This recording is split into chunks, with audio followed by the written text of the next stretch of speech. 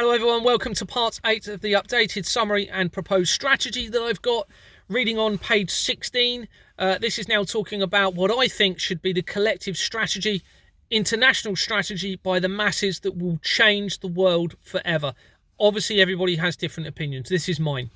So the overriding strategy, page 16, I believe needs to be peaceful non-compliance to compel a now essential change in the system to bring back truth, transparency and trust.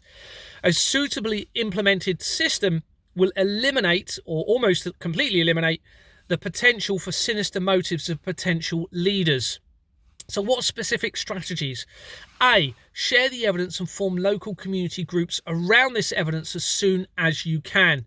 Social media and messaging systems are compromised and cannot be trusted to do so. Okay, I do not condone anybody meeting anyone that they do not know through these social messaging groups. They are all compromised and controlled by this fraud. It's too dangerous.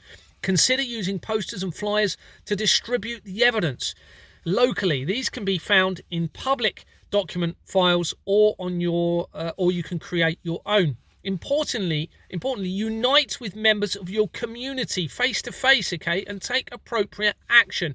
Very important. Let's get back to community engagement away from technology and rally around this, support each other and unite in this, the enemy of us all, our system and those that control it. B, disable the directed energy systems. Evidence shows that there is a committed intent by those involved to expedite and implement this apparently harmful technology, and there is no suitable response being given regarding the overwhelming evidence of its threat. The government and politicians are leaving no option but for the public to disable the technology themselves to protect their families. In the circumstances, there is a defence in law to do so, and people only need to have an honest held belief that it was necessary to protect their families. It is not terrorism because there is no ideology, and this is about saving lives, and there is overwhelming evidence to support this significant threat. They may, of course, try to make examples of those individuals involved in the disablement, but this will be difficult for them if those individuals cannot be located or many people are involved in the disablement. The disablement of the masts and street lighting could be considered through hatches that are at the base of those masts and street lights. They can be opened easily, allowing access for the internal components. The large masts, however, are more difficult. They appear to be more protected, the pylon type ones I'm referring to, so they will be more difficult. Beware of the internal components. It is possible that people could be electrocuted from those. Of course, the threat is not just from these masts, it is from the cables, I believe. There is now strong evidence to suggest radiation being emitted from the cables that they've been trying to put around the world now within homes over the last few years, as well as from the smart meters they're putting into homes and the routers and your mobile phones. The most harmful and immediate effect, I believe, can be through the masts, but you can use or disable these other devices or use them less, and certainly don't hold these devices close to anywhere on your body. C, financial non-compliance. Nobody can now legally pay taxes due to this overwhelming, verifiable and corroborative evidence of a criminal system being fully exposed. If you continue to do so, you will be knowingly aiding and abetting a system of crime, causing the suffering to the most innocent of all by making those payments. So the method could be that you consider withholding all taxes and bills by writing a conditional letter or an email of acceptance to agree to pay your taxes and if necessarily backdate them once said suitable safeguarded system, transparent system, is implemented to prevent those contributions being used in crime and suffering. A copy of my letter can be found in my public document file. Remember, nobody can legally be made to aid and abet a crime. It's just not possible to do that legally. Consider producing evidence of the fraud in relation to the utility companies or mortgage companies and allowing them the opportunity to provide an explanation. Any lack of explanation will support any conditional non-payment that you decide to do. I've done that through my mortgage company, which is NatWest. It's an illegal fraudulent entity company. They haven't provided an explanation. I can't pay my taxes. It's an illegal entity. Consider removing any valuable funds from banks and transferring them into tangible assets. There are strong suggestions that the banking system may crash over this soon and available funds could be lost. Tangible assets can be sold and traded at a later date if necessary. Please note, however, that I am not a financial advisor, but I am able to see the possible risks and threats now that this criminal system has been fully exposed. D. Hold those in positions of authority to account and get them to resign. These individuals should be working for us.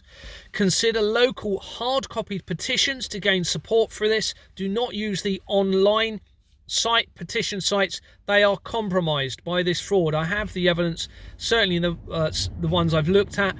Change.org is one, for example, I'll mention. Can't talk.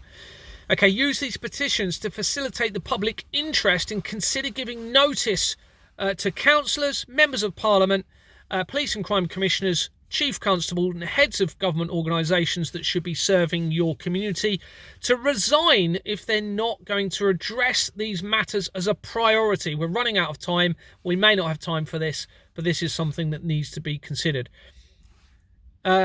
E, as a last resort, we may need to have to consider public arrest teams, okay? Anyone in the position where they of authority where they should be addressing this fraud and its associated crimes but are not doing so will now be considered as conspiring to allow international government fraud and child trafficking to continue. This is a very serious criminal offence. This includes councillors, politicians and their advisors, chief constables, police and crime commissioners and the heads of relevant organisations. As a last resort to protect families, consideration now has to be given to make strategic, coordinated, peaceful arrests to remove those involved in allowing this criminal system and the crimes that it facilitates to continue. There is a power under Section 24A of the Police and Criminal Evidence Act 1984 which allows members of the public to conduct lawful arrests of anyone that they believe to be involved in indictable offences, okay? Anyone, that includes police officers, particularly if they believe that there is a risk of harm. There is a massive risk of harm to children, okay? There's overwhelming evidence that this is still going on. These arrests can be conducted using drafted, scripted, strategic documents so that almost anyone of reasonable physical ability can take part in them. Further information can be provided on this if it comes to it. In conclusion to all of this, it's my final conclusion, I have hope that the exposure of this evidence by myself and others will prevent the continuation of these apparently sinister plans, but this does not seem to be the case and we can't rely on it. The trust has now gone in our current system and the top members of governments and their organisations. It is clear that they are a criminal organisation with a fraudulent system in place with exploitation, suffering of the masses at its core. Those that control this system have chosen deception, fraud, exploitation, victimization, fear and suppression to impose dominance over the masses where they should have chosen transparency, honesty, integrity and staged incentivized choice to manage the masses. Now they appear to be heading for complete physical and moral destruction of the masses and possibly even themselves. They have deliberately created the problems and are now trying to present saviours and solutions such as Trump and Putin to entice and entrap people into the final stages of their enslavement plan of full digital currency control that will facilitate the sinister criminal system and the suffering of children forever. This is a classic strategy to deceive the masses, but it is now fully exposed. Do not fall for it. I believe there is only one thing that they can do to save themselves from eternal judgment, through my faith anyway, and suffering, that is full disclosure of the truth of this system, true repentance, and a commitment to change and prevent this from continuing and ever happening again. Hopefully that all makes sense. This document will be found in the public document file very soon. We need a collective strategy. This is one. Nobody else seems to be really pushing this. And they seem to be potentially involved in this. God bless you all. Thanks for listening.